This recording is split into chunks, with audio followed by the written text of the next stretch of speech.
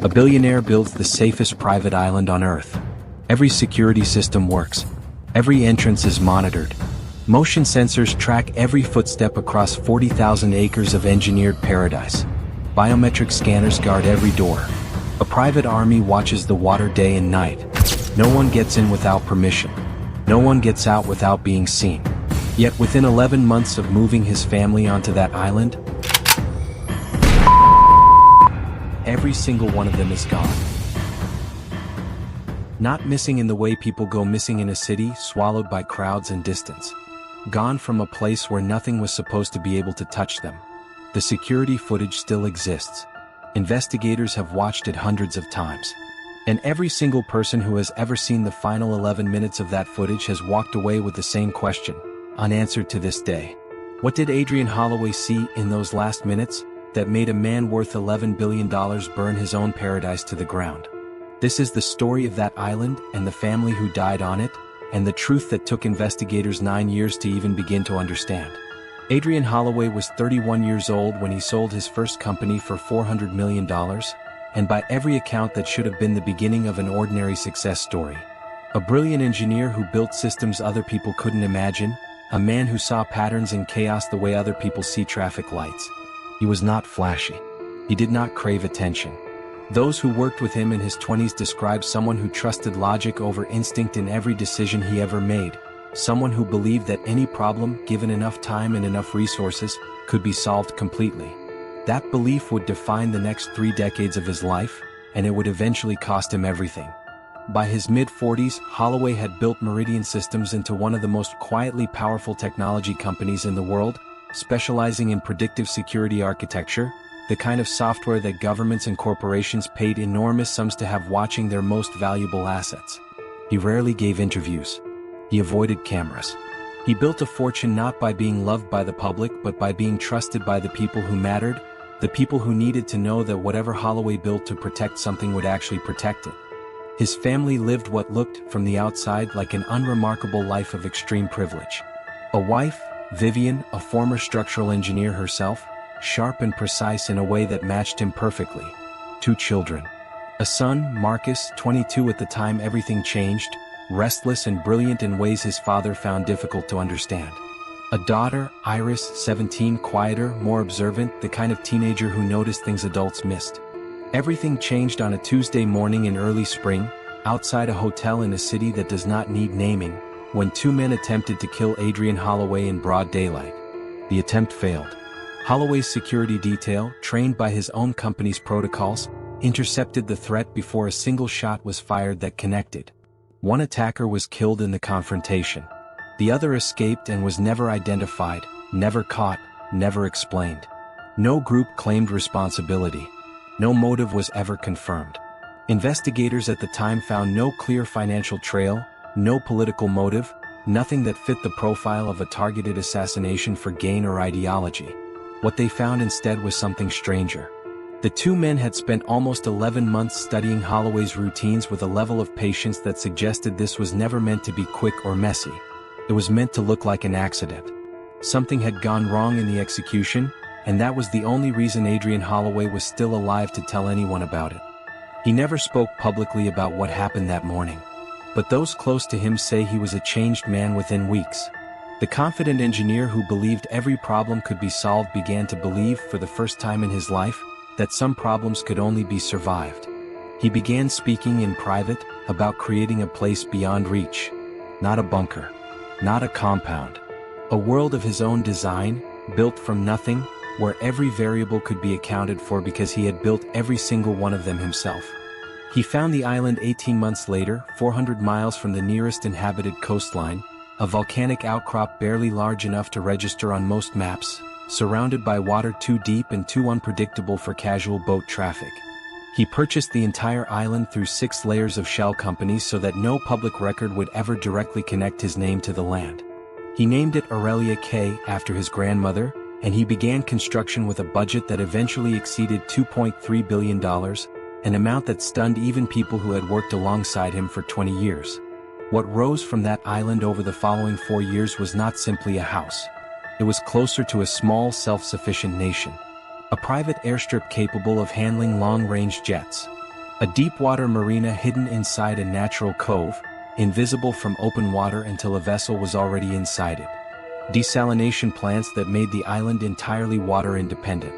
A medical center staffed around the clock with 2 full-time physicians and a trauma surgeon on permanent standby, equipped to handle emergencies that would normally require evacuation to a mainland hospital.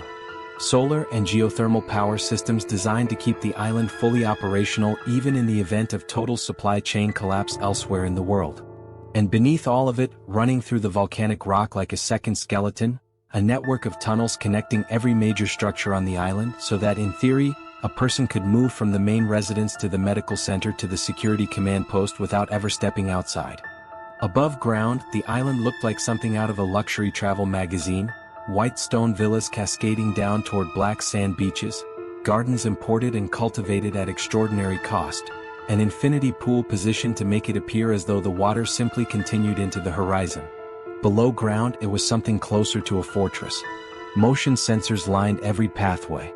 Facial recognition cameras covered every entrance and every hallway, feeding into an AI monitoring system that Holloway's own engineers had designed specifically for Aurelia Cay, a system capable of flagging any unusual movement pattern within 4 seconds.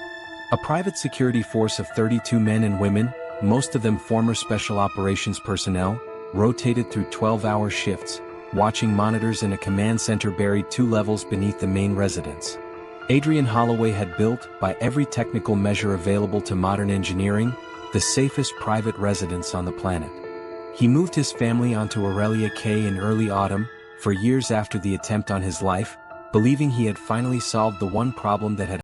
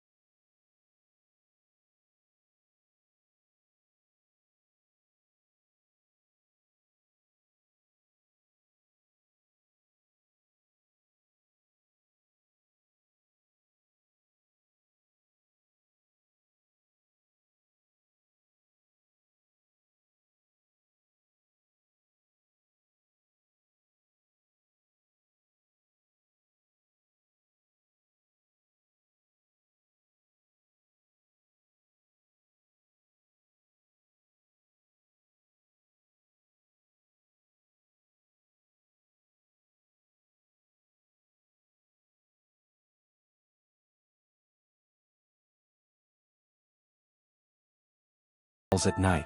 Not rodents. Not pipes settling. Something with a rhythm to it, footsteps, she said, slow and deliberate, in the hours after midnight, somewhere behind the stone of her bedroom wall. The staff member who received this comment did not think much of it at the time. Old volcanic structures make sounds, water moves through rock in unpredictable ways, and a teenage girl adjusting to an isolated new home might reasonably imagine things in an unfamiliar building. The comment was noted, briefly discussed with the head of household staff, and largely forgotten. It would not be the last time someone on Aurelia Cay reported hearing something that should not have been there.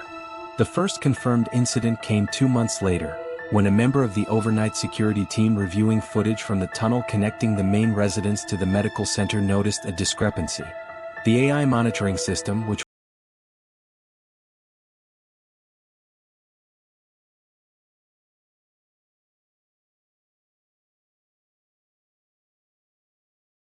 footage that had simply never existed, as though the system itself had briefly stopped watching that particular stretch of tunnel. When engineers reviewed the system's internal diagnostics, they found no malfunction, no error code, nothing to explain the gap. The cameras had been recording perfectly both before and after those 12 minutes. For those 12 minutes, according to every log the system kept of its own operation, it had simply not been running at all, despite continuing to draw power and continuing to display a live feed to the command center the entire time. Adrian Holloway, when informed, treated it as a technical anomaly to be solved rather than a threat to be feared. This was, after all, exactly the kind of problem he had spent his career solving. He brought in 2 of his most trusted engineers from Meridian Systems, flying them out under strict confidentiality agreements, and spent 3 weeks personally overseeing an audit of every camera, every sensor, every line of code running the island's security architecture. The engineers found nothing. Every system checked out as fully functional. There was no evidence of hacking, no evidence of external interference, no logical explanation for how 12 minutes of footage could simply cease to exist while the system continued operating normally on either side of the gap. It happened again 5 weeks later.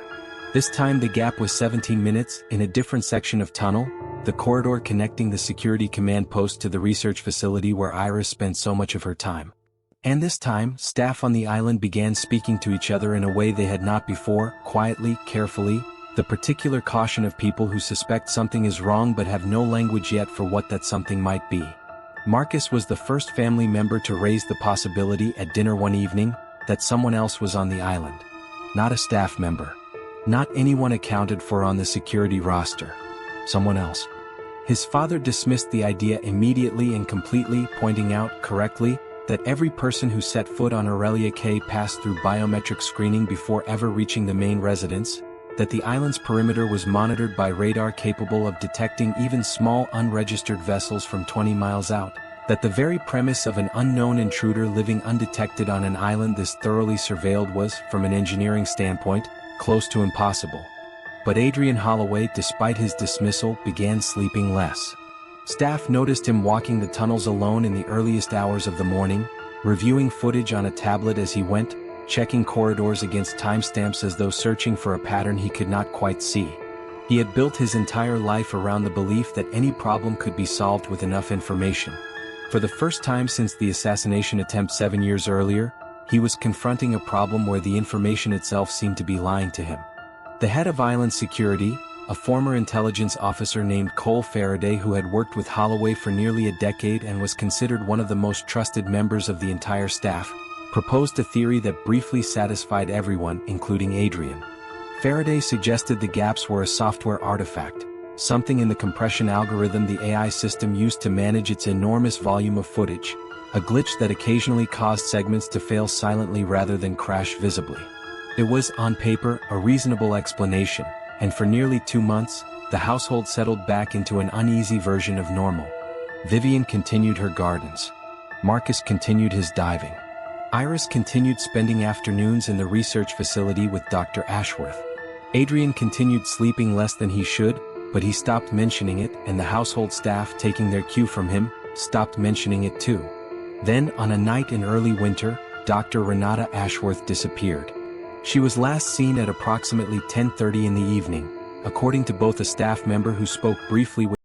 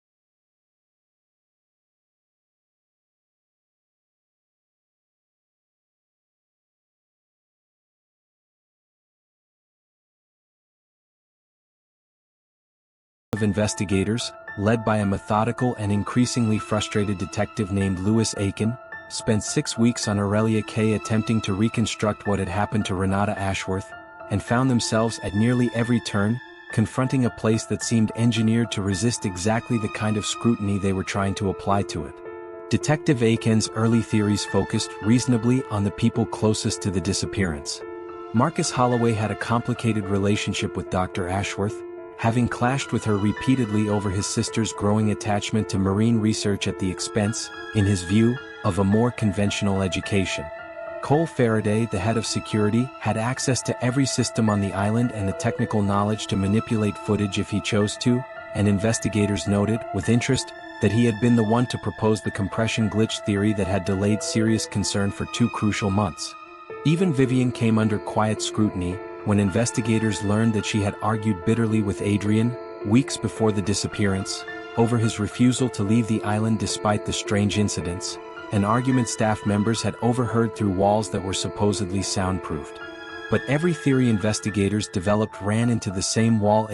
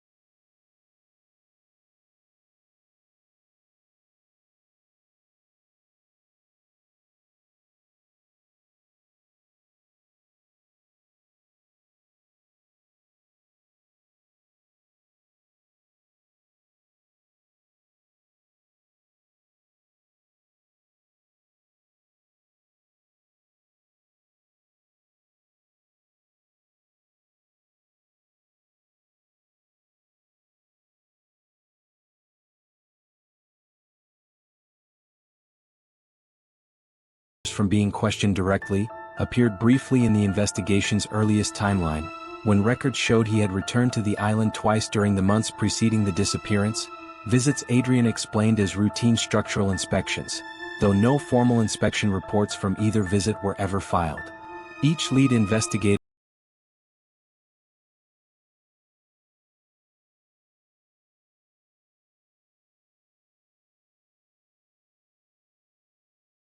to it and simply ceased to exist. The answer, when investigators finally found it 6 weeks into their search, came not from the security footage at all, but from something far more old-fashioned. A survey map, filed decades earlier with a regional geological authority before Adrian Holloway had ever purchased the island, describing an extensive natural cave system running beneath Aurelia Cay's volcanic rock. A system that predated the island's development entirely and that had never been fully incorporated into the tunnel network Holloway's engineers had built. When investigators cross-referenced this old survey against the layout of the research facility corridor, they found what they had been searching for. A section of wall, less than a meter wide, that the original geological survey placed directly above a natural fissure leading down into the older cave system. A section of wall that, according to Holloway's own construction records, had been modified during the final year of building for reasons the original architect's notes described only as structural reinforcement. The wall was not solid. It concealed a narrow passage, hand-cut sometime after the original construction had been completed, connecting the research facility corridor to the ancient cave system below, a passage that did not appear on any of Holloway's official blueprints, that had never been logged by his security system because his security system had never been told it existed.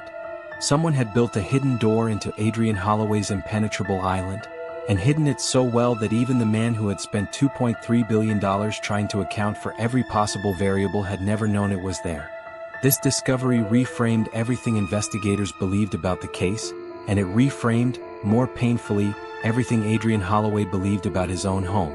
The gaps in the footage were not software glitches. They were moments when someone using this hidden passage had triggered a blind spot in a system that had never been designed to monitor a corridor it did not know existed. Renata Ashworth had not vanished into thin air. She had been taken through a door built into the walls of a house Adrian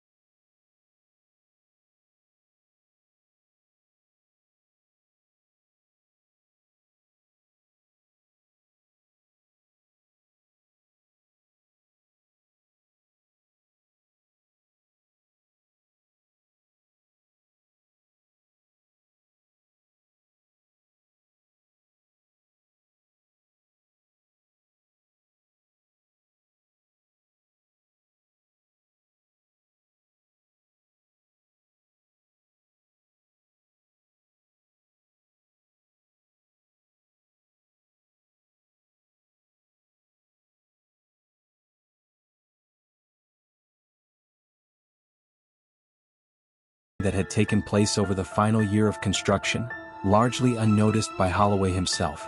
Voss explained that during the final phase of building, Holloway's demands had grown increasingly erratic, driven by a fear that investigators now understood more fully in light of the assassination attempt years earlier.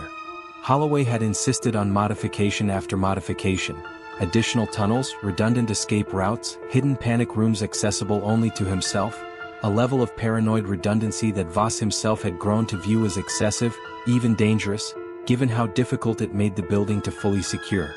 It was during this period, Voss admitted, that he had personally ordered the concealed passage connecting the research facility to the old cave system, not as an act of sabotage, but at Holloway's own explicit and private request, a request Holloway had insisted be kept off all official documentation and known only to the two of them. This revelation stunned investigators as much as it would eventually stun the public when the case details slowly emerged years later. Adrian Holloway, the man who had spent $2.3 billion building the safest private residence on Earth, had personally ordered the construction of the one hidden weakness that would ultimately be used against his own family, a secret escape route he had wanted for himself, in the event that his elaborate security systems ever failed him the way his private security detail nearly had years earlier, outside that hotel. He had built himself a door out of his own fortress, never imagining that someone else would eventually learn how to use it to get in. When investigators confronted Adrian Holloway with this discovery, his reaction, according to those present, was not denial but a kind of collapse, the visible unraveling of a man realizing that the single decision he had made purely to protect himself had become the mechanism of his family's destruction. He confirmed everything Voss had described. He confirmed that he alone was supposed to know the passage existed. And this raised the question that would define the rest of the investigation, the question that Detective Aiken would spend years trying to answer even after the official case was closed. If only Adrian Holloway and Julian Voss knew about the hidden passage, how had someone else found it, and why? The answer began to surface only after investigators expanded their search of the cave system itself, sending a small team equipped with specialized lighting and climbing equipment down through the fissure beneath the research facility, into a network of chambers that had clearly been used, and recently, they found evidence of prolonged habitation. A sleeping area. Stored food supplies, some purchased from mainland suppliers using methods investigators eventually traced. Handwritten notes covering the cave walls in a dense, obsessive script, diagrams that appeared, on closer inspection, to be detailed architectural studies of Aurelia Cay itself, corridor by corridor, system by system, annotated with observations that suggested whoever had made them had been studying the island's security patterns for months, possibly longer. And in the deepest chamber investigators reached, they found something that turned the entire case from a mystery of physical impossibility into something far more personally devastating. A collection of photographs taken from a distance with a long lens, showing members of the Holloway family in private, unguarded moments around the island, moments that could only have been captured by someone who had been watching them, undetected, for a significant period of time before Renata Ashworth ever disappeared. Photographs of Iris in the research facility. Photographs of Marcus diving near the reef. Photographs of Vivian in her gardens. And disturbingly, several photographs of Adrian Holloway himself, walking the tunnels alone in the early hours of the morning, during exactly the period staff had noted his growing insomnia and paranoia. Whoever had been living in that cave system had not simply found a way into the island. They had been watching the Holloway family for months, learning their patterns with the same patient, methodical attention that Adrian Holloway had once used to build systems meant to protect people. The hunter, in this case, had studied his prey using the very principles the prey's own father had spent his career perfecting. The identity of that hunter would not become clear until investigators pursued the one loose thread that had troubled Detective Aiken since the very beginning of the case, a detail so small it had initially seemed irrelevant. The second attacker from the assassination attempt outside the hotel 7 years earlier, the one who had escaped and had never been identified, had vanished so completely that investigators at the time assumed he had either died from injuries sustained in the confrontation or fled the country entirely. Aiken, reviewing old case files with fresh eyes, noticed something that had been overlooked in the original investigation. A partial fingerprint, recovered from the scene of the assassination attempt but never matched to any database at the time, due to limitations in the fingerprint technology available 7 years earlier. Modern forensic technology run against that same partial print, produced a match that reframed everything investigators believed about the entire case. The print belonged to a man named Elias Marsh, a former demolition specialist with a military background, who had disappeared from public records almost entirely in the years following the assassination attempt, resurfacing only briefly under an assumed identity working construction jobs on projects connected, through several layers of contracting companies, to the early phases of Aurelia Cay's construction. Elias Marsh had not simply survived the assassination attempt.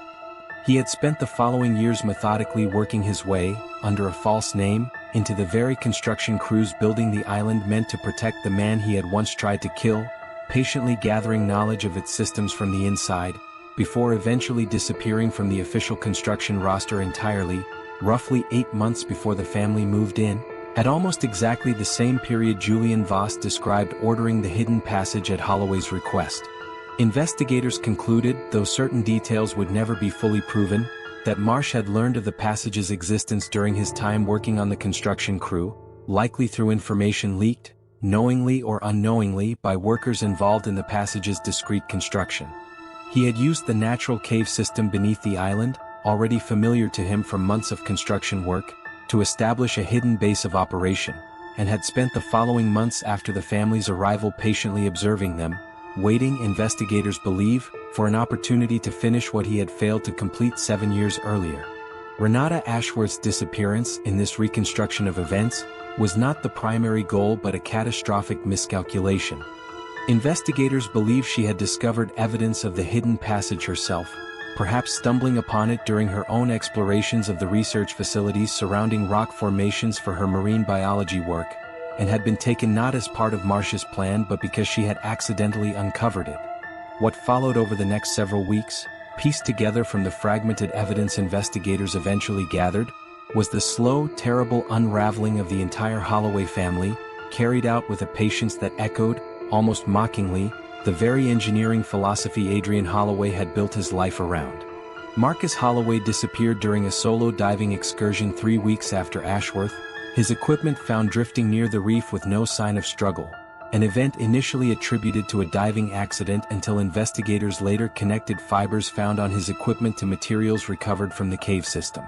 Vivian Holloway was the next to vanish, taken from her own gardens in broad daylight during a rare period when the island's monitoring system experienced what would later be identified as a deliberately triggered false alarm elsewhere on the property, drawing security attention away from her location for just under 6 minutes. Iris was the last to disappear, and it was her disappearance, more than any other, that finally broke through Adrian Holloway's insistence on handling the crisis internally. She vanished from her own bedroom in the dead of night, from a room supposedly monitored by the most advanced security system her father's company had ever built, taken through a passage in her own bedroom wall that investigators would later discover had been cut sometime during the preceding weeks, using access Marsh had gained through the original hidden corridor and a painstaking, silent excavation that had gone entirely undetected. It was after Iris disappeared that Adrian Holloway, alone in a house that had once held his entire family, finally did what he had refused to do for months. He opened every system on the island to outside investigators completely, surrendered every proprietary security protocol he had spent his career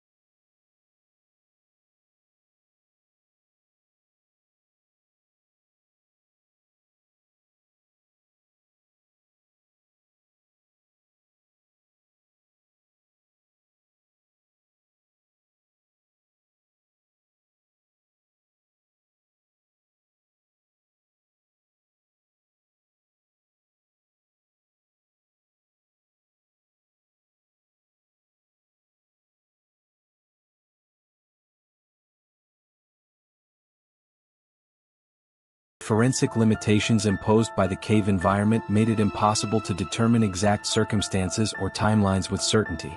They found, ultimately, remains belonging to all 4 members of the Holloway household who had disappeared, in locations within the extended cave system that suggested Marsh had used the natural geology of the island, the very rock Adrian Holloway had chosen specifically for its isolation and stability, as both his hiding place and, ultimately, as a grave he had likely never intended to become his own as well.